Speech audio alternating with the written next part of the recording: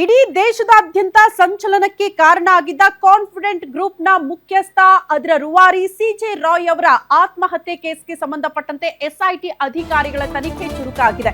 ಇವತ್ತು ಕೂಡ ಒಂದಷ್ಟು ಪ್ರೋಸೆಸ್ಗಳನ್ನ ಎಸ್ಐಟಿ ಅಧಿಕಾರಿಗಳು ಮಾಡೋದಕ್ಕೆ ಸಿದ್ಧತೆ ಮಾಡಿಕೊಂಡಿದ್ದಾರೆ. ಅಲ್ಲಿಗೆ ನಿಜವಾಗಿ ಕಾರಣಕ್ಕೇನು ಆತ್ಮಹತ್ಯೆಗೆ ಅನ್ನೋದನ್ನ ಫೈಂಡ್ ಔಟ್ ಮಾಡೋದಕ್ಕೆ ಎಸ್ಐಟಿ ಅಧಿಕಾರಿಗಳ ತಂಡ ಸಿದ್ಧ ಆಗ್ತಾ ಇದೆ. ರಾಯ್ ತಾಯಿ ಹೇಳಿಕೆಯನ್ನ ಪಡೆದುಕೊಳ್ಳಬೇಕು ಅನ್ನೋ ನಿಟ್ಟಿನಲ್ಲಿ ಎಸ್ಐಟಿ ಅಧಿಕಾರಿಗಳ ಸಿದ್ಧತೆ ಆಗ್ತಾ ಇದೆ. ಕಾರಣ ಅವರ ತಾಯಿಯ ಹೇಳಿಕೆ ವೆರಿ ಇಂಪಾರ್ಟೆಂಟ್ ಆಗುತ್ತೆ. ಅಲ್ಲೇನಾದ್ರೂ ಡೆತ್ ಸೀಕ್ರೆಟ್ ರಿವೀಲ್ ಆಗಬಹುದಾ ಅಂತ. ಕಾರಣ ಎಸ್ಐಟಿ ಅಧಿಕಾರಿಗಳು ಯಾಕೆ ಅವರ ತಾಯಿ ಸ್ಟೇಟ್ಮೆಂಟ್ ಪಡೆದುಕೊಳ್ಳೋದಕ್ಕೆ ಮುಂದಾಗ್ತಿದ್ದಾರೆ ಅಂದ್ರೆ, ಐಟಿ ಅಧಿಕಾರಿಗಳು ರೇಡ್ಗೆ ಬಂದಂತ ಸಂದರ್ಭದಲ್ಲಿ 10 ನಿಮಿಷ ಸಮಯ ತೆಗೆದುಕೊಂಡು ತಾಯಿ ಜೊತೆ ಮಾತನಾಡಬೇಕು ಅಂತಾನೆ ರಾಯ್ ಹೋಗಿ ಅಲ್ಲಿ ಆತ್ಮಹತ್ಯೆಗೆ ಶರಣಾಗಿರೋದು.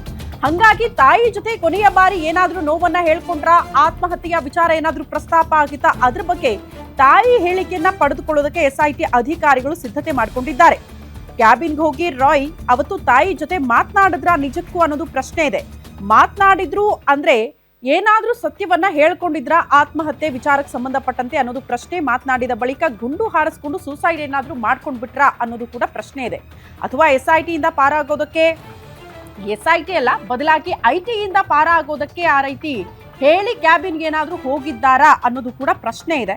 ಸತ್ಯ ತಿಳಿಯೋದಕ್ಕೆ ರಾಯ್ ತಾಯಿ ವಿಚಾರಣೆ ನಡೆಸಲೇಬೇಕು ಅಂತ ಎಸ್ಐಟಿ ಅಧಿಕಾರಿಗಳು ಸಿದ್ಧತೆ ಮಾಡ್ಕೊಳ್ತಿದ್ದಾರೆ. ರಾಯ್ ಕಾರ್ಯಗಳಿಗೆಲ್ಲ ಮುಗಿದ ಬಳಿಕ ಅವರ ತಾಯಿ ಸ್ಟೇಟ್ಮೆಂಟ್ ಅನ್ನ ದಾಖಲು ಮಾಡೋದಕ್ಕೆ ಎಸ್ಐಟಿ ಅಧಿಕಾರಿಗಳು ತಯಾರಿ ಮಾಡ್ಕೊಂಡಿದ್ದಾರಂತೆ. ಅಲ್ಲಿವರೆಗೂ ಬೇರೆ ಬೇರೆ ಆಯಾಮದಲ್ಲಿ ಏನೇನ್ ಮಾಹಿತಿ ಸಿಗುತ್ತೋ ಪ್ರಾಥಮಿಕವಾಗಿ ಅದನ್ನ ಕಲೆ ಹಾಕೋದಕ್ಕೆ ಎಸ್ಐಟಿ ಅಧಿಕಾರಿಗಳು ಮುಂದಾಕಿದ್ದಾರೆ ಅನ್ನೋದರ ಡೀಟೇಲ್ಸ್ ಸದ್ಯ ಸಿಗ್ತಾ ಇದೆ.